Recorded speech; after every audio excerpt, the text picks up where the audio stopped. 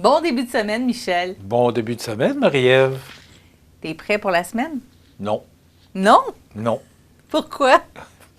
Écoute, quand on regarde à l'extérieur la magnifique température, je te dirais que j'aurais probablement fait de l'école buissonnière ce matin. Ah oui, pour je te profiter comprends. c'est magnifique. Écoute, tu sais, des fois, il y en a peut-être qui pensent qu'il y a un petit peu de chiolage là-dedans, là. Mais tu sais, l'été qu'on a eu, là, ça a été pénible, là, difficile.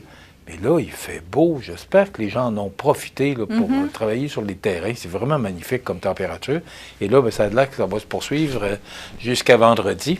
Alors, Oui, ça va comme m'arrêter un peu jeudi, mais Michel, je le précisais un peu plus tôt à la portion météo là, de l'émission. Je pense que la semaine dernière, c'est la seule semaine de tout l'été où j'ai annoncé du soleil toute la semaine. Ça donne une idée. écoute, allons-y tout de suite, là. Oui.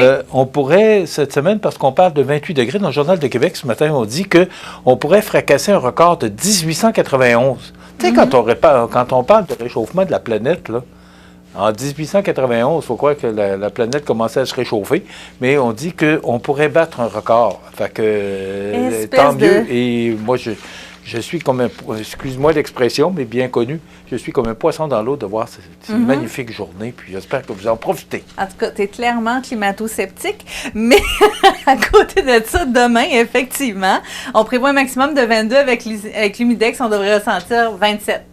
Alors, c'est ça. Ça C'est qu'on va pourrait être fort fracasser. agréable. Là, je ne sais pas, parce que le journaliste Nicolas Saint-Pierre parle d'un record. Je ne sais pas si c'est pour le Québec ou si c'est particulièrement pour la région de Québec, mais même pour notre région, 27 degrés, 3 octobre. Je n'ai pas vu ça souvent, mais le 3 fait le mois. Oh mon Dieu. Non, là, je pense que tu rêves. Je suis désolée, mesdames et messieurs, il rêve. Là, ben, écoute, moi, si tu me connais, je suis toujours l'éternel optimiste. Oui, c'est ça. Mais il y a d'autres gens qui ont rêvé et qui ont réalisé quelque chose. La Corporation des arts et de la culture de Lillet inaugurait hier son café culturel à la salle des habitants. Bon, on sait qu'en fin de semaine, c'était les Journées de la culture. Oui, entre autres. Et c'est hier, dimanche 1er octobre, dans le cadre des Journées de la culture, que la Corporation des arts et de la culture de Lillet a procédé à l'inauguration de son café culturel à la salle des habitants. Et ce lieu de rassemblement s'inscrit dans le plan d'action 21-26 de la politique familiale et des aînés de la municipalité de Lillet. Et suite à une consultation faite auprès du milieu par le comité, le besoin d'un tel lieu avait clairement été identifié. Puis je pense que c'était nécessaire aussi. Oui. Avec le soutien financier du programme Signature et Innovation de la MRC de Lillet, la Corporation des arts et de la culture de Lillet a pu obtenir le financement nécessaire à la réalisation du café culturel, soit un montant de 23 580 $. La salle des habitants a été choisie comme lieu et Mme Chantal Castonguay, présidente de la Corporation des arts et de la culture, nous dit pourquoi on a choisi ce lieu. On peut continuer à l'en... Ah, non, OK, on est prêt, on y va. C'est un lieu qui est reconnu patrimonial, donc c'est un lieu qui est tellement bien entretenu. Donc, c'est une occasion rêvée de profiter au maximum de ce lieu-là, d'autant plus qu'on retrouve au sous-sol une bibliothèque. Donc, on sait que la salle des habitants servait déjà à des rassemblements de famille, servait beaucoup aux funérailles. Le 1er octobre, on va rassurer la population par le fait que ça demeure. C'est un besoin, c'est un désir de la population, ça demeure. Maintenant, pour pouvoir adapter le café culturel de façon aussi permanente, qui seront des installations qui pourront servir à tous à d'autres occasions, pour d'autres événements. Il a fallu à ce moment-là penser comment on voulait meubler notre café, donc avec des tables, des chaises, un comptoir barista, différentes installations aussi pour prévoir des expositions, une bibliothèque où il y aura une magnifique collection de livres qui nous a été donnée par Anne-Marie Berthiaume de Lillet, qui a fait le don justement de livres qu'elle avait illustrés, donc une bibliothèque finalement à consulter sur place. Bref, il y aura aussi une offre alimentaire, mais de produits locaux. Alors, encore une fois, une belle réalisation pour la région. Ça s'appelle le CACLI. Oui, la le Corporation comité. des arts et de la Oui. culture de Lillet. Il faudra s'habituer. On va l'appeler le CACLI. Alors, Moi, je trouve ça agréable, moi. Kaki, oui. c'est le fun à dire. oui. Ben, écoute, on cherche toujours à simplifier les choses pour que les gens s'en souviennent. Donc, vous allez entendre souvent, au cours des prochains mois, là, vous allez entendre parler du CACLI. On en parlait déjà.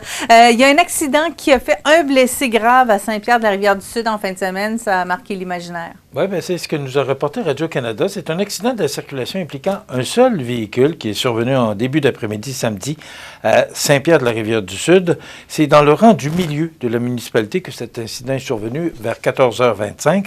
L'automobiliste originaire de Montmagny qui tirait une remorque aurait perdu le contrôle de sa voiture et aurait effectué une sortie de route. Selon les autorités, le conducteur aurait été éjecté de l'habitacle. C'est probablement parce qu'il était ou il aurait été trop bien attaché. Le conducteur de 40 ans a été gravement blessé, mais son état serait stable selon la Sûreté du Québec. La route a été fermée à la circulation une bonne partie de l'après-midi pour que la SQ puisse mener son enquête. Donc, on ne craint pas pour sa vie, mais quand même, c'est un blessé quand même grave. Alors, voilà pour cet accident qui est survenu samedi après-midi. On lui souhaite prompt rétablissement, bien sûr. Oui, sûrement. Du côté du CAE Montmagny-Lillet, on va proposer un premier atelier sur l'économie circulaire pour les entreprises du sud des MRC de Lillet et de Montmagny. Oui, le Centre d'aide aux entreprises Montmagny-Lillet et Synergie Montmagny-Lillet offriront le tout premier atelier « Explorer l'économie circulaire aux entreprises du Sud des MRC de Lillet et de Montmagny ». L'événement aura lieu le 26 octobre prochain de 7h30 à 11h30. C'est au restaurant à Saint-Pamphile, le restaurant, rest''o''rang. Ce rendez-vous s'adresse aux entreprises, aux organismes, aux partenaires au développement économique de la zone sud. Cet atelier offre une opportunité de découvrir l'économie circulaire et de réseauter autour de celle-ci. On aime bien ça, les jeux de mots. Merci beaucoup, Michel. On se retrouve demain. Alors, demain, on va discuter avec Normand Bisson. Il est président-directeur général de l'Association québécoise de récupération de contenants de boissons. On va parler, dans le fond, de consignation parce que vous savez qu'il y a un changement qui s'amène du côté des consignes à compter du 1er novembre. Donc, on va essayer de tout expliquer, tout ça, de savoir comment que ça va fonctionner. Et enfin, le verre va être consigné, mais ça va falloir attendre l'année prochaine. Alors, c'est ce qui complète l'émission de ce lundi. On vous souhaite une belle journée en Côte-du-Sud.